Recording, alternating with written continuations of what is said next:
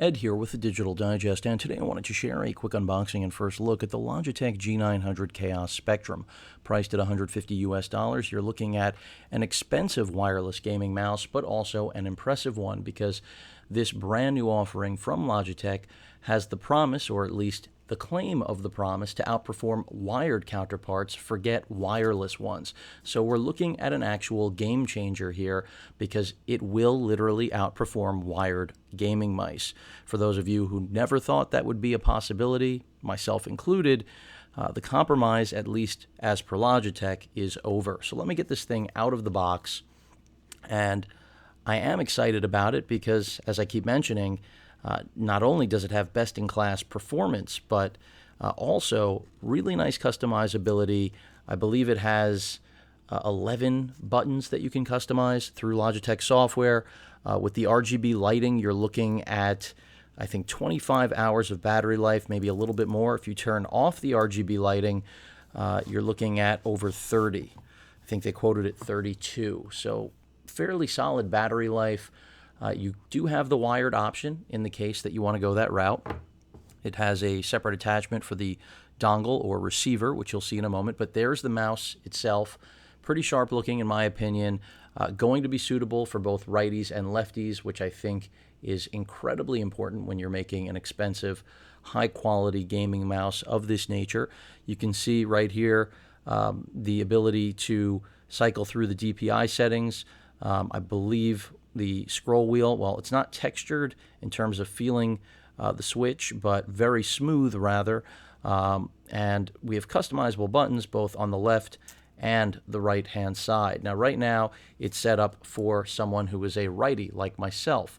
But in the event that you wanted to switch this up, you can actually pull this part off, and you can see the holes right there for the buttons, and Logitech has included actual button covers to activate those.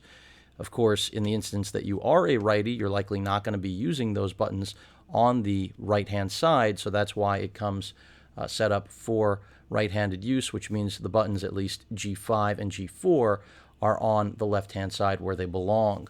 I think this cycles the performance modes, but I'm not positive about that.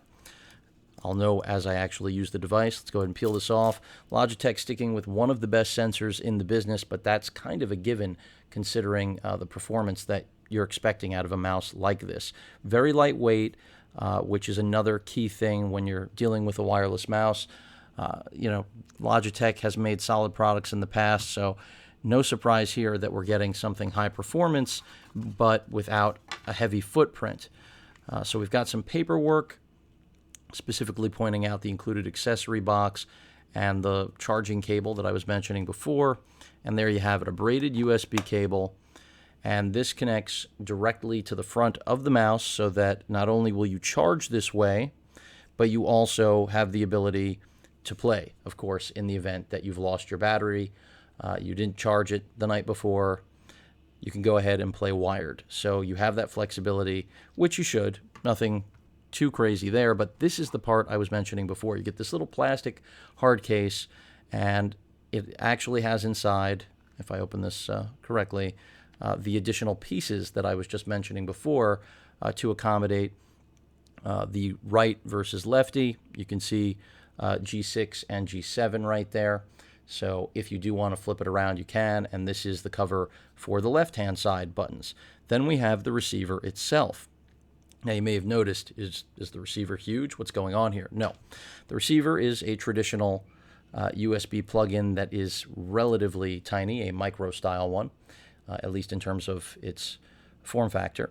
But in the event that you want to keep it off the actual system, rather than going directly into a USB port to ensure the least amount of latency, getting it closer to the actual mouse, you connect it to the included braided USB cable, in the same exact spot that right now we have this connected, just like this. And now you have your actual receiver as far off the machine as possible and as close to the mouse as possible, while still, of course, maintaining a wireless look and feel. But that pretty much rounds it out. Again, the G900 Chaos Spectrum, similar packaging to what we had with the G933 headset, which I still believe is the best headset on the market right now for gamers and non-gamers alike.